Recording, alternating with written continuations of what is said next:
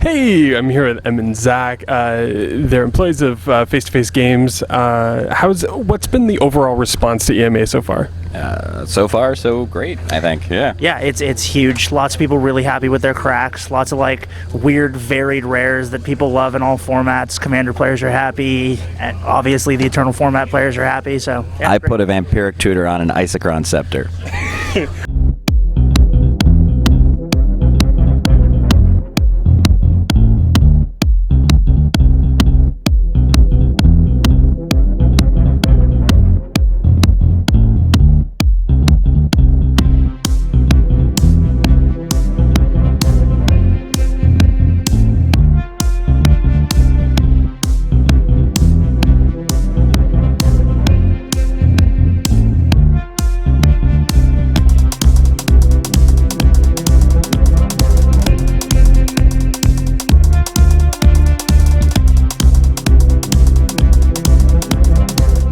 I'm here with Kelly Ackerman, owner of Face-to-Face Games Toronto. Kelly, what made you think of doing a PPTQ for Eternal Masters?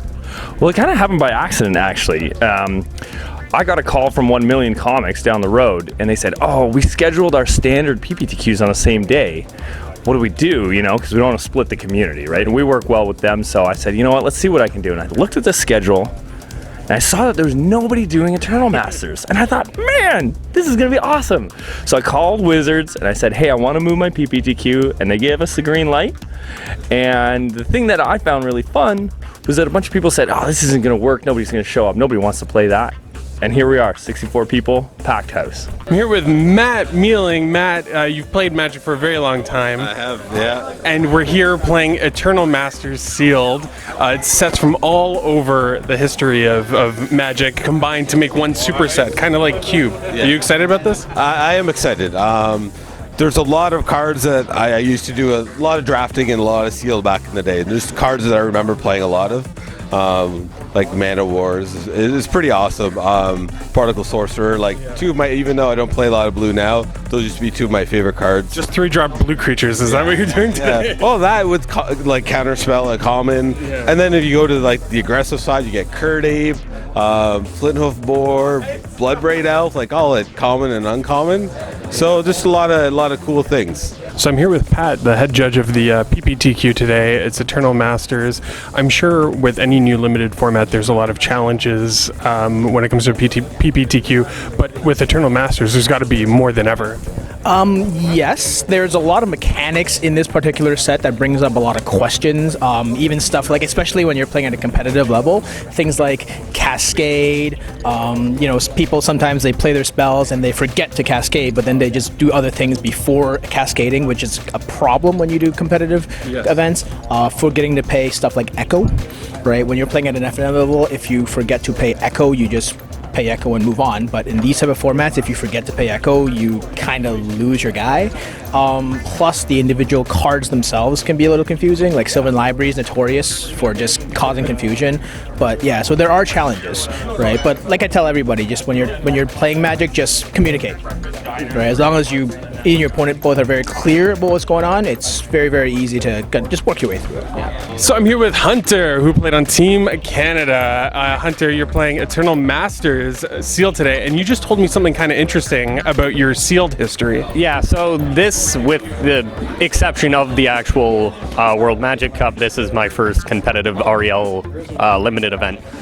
And I'm going to sort of write off the World Magic Cup because most of the deck building was done by Sean McLaren, Alexander Hayne, and their likes. So I got a lot of practice with them when we were practicing for the actual event. But as far as actually competing in a competitive REL event for any limited format, this is my first attempt. So I figured, why not go out for a PPTQ in a format that looks super fun, looks possibly lucrative, play with a bunch of broken cards I'm too young to see printed, and have some fun, really. What were some of the dangers of running a format like this for a PPTQ? The dangers of running a format like this is that nobody's going to show up. Maybe, a $100 price tag is going to scare people off. But I think the set really delivered, that there's a lot of fun, looks really exciting and interesting, the value's there for the players, and it's also just a once-in-a-lifetime opportunity. It's never happening again. There's a lot of cards that they printed in this set, like Force of Will and Mana Crypt, that a lot of people thought were never going to get a reprint in like a sealed product like this. What do you think about that, them reprinting these cards? I think they have to make the game sustainable. Like, I know they can't touch the reserve list, but at least get those staples that allow people to play it. I mean, get their foot into the older formats like Legacy. There's even a few vintage decks that are popping up that they don't play any dual lands. They don't play Force of Will, and they're playing at most 1 or 2 on-color moxes. So it's viable for people to get into Vintage and Legacy now. Do you think Eternal Masters is going to open up Legacy and Vintage to people who are curious about those formats? I think it will. It's a big step in the right direction. I'll say that. Like, you're still going to have to fork out a lot of money for fetches and duels, and you're still going to have to pay a lot of money for the cards that are on the no reprint list, obviously. Is it opening up the format completely? No, it'll still be, I would assume, for almost all decks, way more expensive than Modern. It's a much shorter step now from going from Modern to Legacy, I think, with the available, especially if you're going for a deck maybe like Elves or something that had a lot of its cards reprinted in something like this, you might be able to take that step much easier. Without a doubt, I already know lots of people who've said, oh, now I can play Legacy, I just need to get these dual lands. So that's definitely a step in the right direction, right? I mean, the dual lands are the problem, right? But stuff like, a bunch of quote-unquote expensive uncommons and commons got reprinted, and basically, like, every once in a while, like, when sets like this, they inject a lot of interest, which is definitely good. I think it's really, really good, actually. Do you think that you're more likely to play something like Vintage or Legacy now that Eternal Masters exists? I think there's certain decks I really want to do in Legacy. I think like Death and Taxes, I think one of the most affordable Legacy deck out there. I think there's a Wasteland. I think I have to worry about Crocus. But other than that, I have pretty much every other card at home. So maybe Legacy Death and Taxes might be a thing that I'm interested. Like Mono White might be something I'm interested in. Yeah. I'm personally super into it as a relatively newer player, like only a couple of years in. Some of these cards I've like only ever like heard of, so getting to actually play with some of them like in a draft and like limited environment was super awesome, and also showed me like, wow, this is really powerful, and like maybe now I can go ahead and start looking into playing Legacy. So yeah, totally, I think it's great. Yeah, I mean, despite the dual lands not being reprinted for obvious reasons, I think it's really cool to give players access to these spells. At the very least, they get something out of it for, say, Commander. But as a limited format, it's actually really fun. And the Wizards constantly reprinting these great cards through the medium of, like, awesome draft formats is exactly the way to do it to me. What a time to be alive. But what has been the response from the players so far? Give me more. Yeah. More. We were drafting on Thursday night. Like, as soon as the clock ticked over to midnight, we were cracking packs, drafting. We do that every new set release.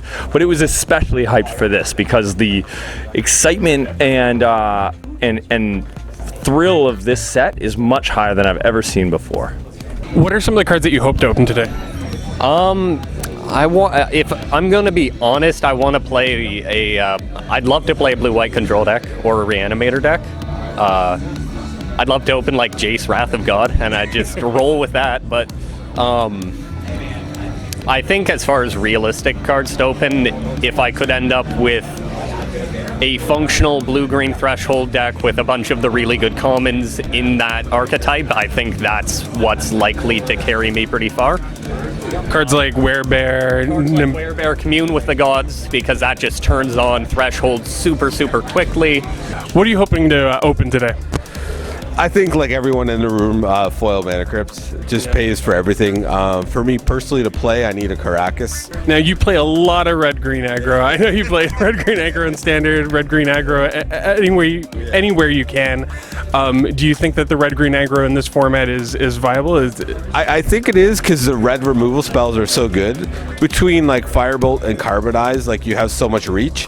And Chain Lightning at Uncommon is Chain Lightning, and I can't remember the guy's name, the champion, the 3/2 haste. Keldon champion. Yes, where he domes them for 3 on the way in with haste. Yeah, Ball Lightning with Echo. Yeah, usually you don't even need to pay the Echo, right? It's just the fact that you have so many cards in the deck to give reach, you got to be happy.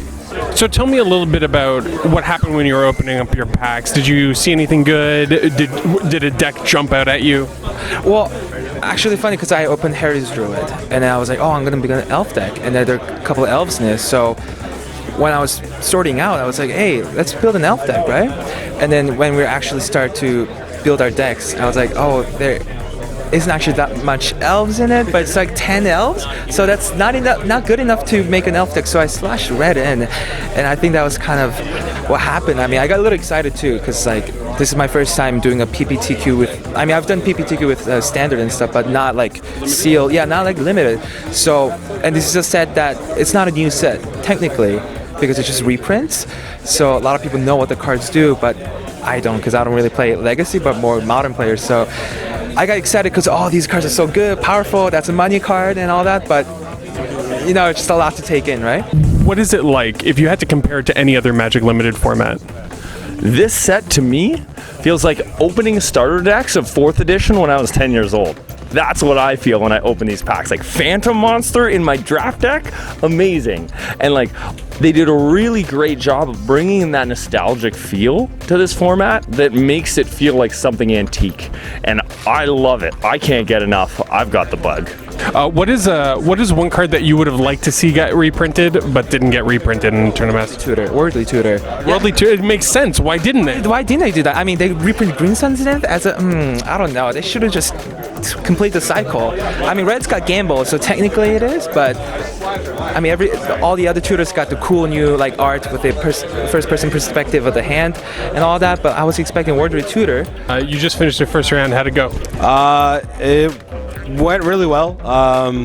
Turn 4 Jace, game 1, and then game 2 he mulled the 4, so we didn't really have a game. Oh, yeah. Okay. Did I hear Jace? Did I hear that right? Yeah, I got a pretty good pool. Unfortunately, it wasn't red-green like we wanted, but we did get the black-blue control deck, featuring, we got Jace, Arcanus, Disc, which is a combo with Jace because you don't kill Jace. Okay. Yeah, and 2 of the mythic uncommon Zekrotal. Oh. I had 2 Trigon Predators and a Shardless agent that were pulling me to green, but the Necrotal kind of did it for me. And one last question. Do you have Sean McLaren or Alexander Hayne on speed dial so that if you have any tough deck building decisions to make, you can just call them? Unfortunately, I do not. I wish I did. Also, I think that might be outside assistance. I don't know. Even if people aren't opening cards that they could use for Vintage or Legacy, they're learning about the interactions with these cards, and maybe that in itself will make them more interested in Legacy or Vintage. Yeah, exactly. I mean, getting to play with Factor Fiction again is like, that's my favorite Magic card ever. So that's like super, super cool to me that like I get to watch kids play with some of my favorite cards of yore that may even never see Eternal Constructed play, but are now getting new life. Well, thanks a lot, Zach. No problem, brother.